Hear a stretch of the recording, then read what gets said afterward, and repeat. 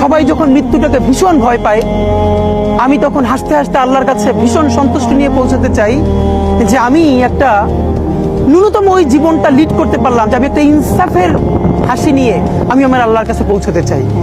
সুতরাং আগামী 50 বছর বাঁচলাম, কোনো ইম্প্যাক্ট তৈরি হলো না আমার দিয়ে, দেশের জন্য, রাষ্ট্রের জন্য, উম্মার জন্য, জাতির জন্য। কিন্তু আমি ধরেন 5 বছর বাঁচলাম, সেটার মধ্য দিয়ে যদি আগামী 50 বছরের ইম্প্যাক্ট তৈরি হয়, তাহলে অনেকদিন বেঁচে থাকায় কি সাফল্যের বলেন? শহীদ প্রেসিডেন্ট জিয়াউর রহমান কয়টা দিন বেঁচেছেন, কিন্তু ভাবেন আজকে পর্যন্ত উনি আমার অনুপ্রেরণা। হাঁটতে হাঁটতে আমার পা ফুলে যায়। আমি, আমার টিম সেদিনকে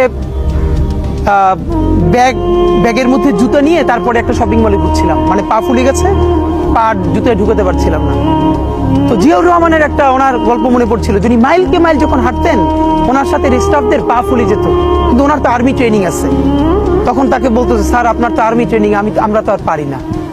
এই জন্য ওনাকে মানুষ রাখাল রাজা বলতো।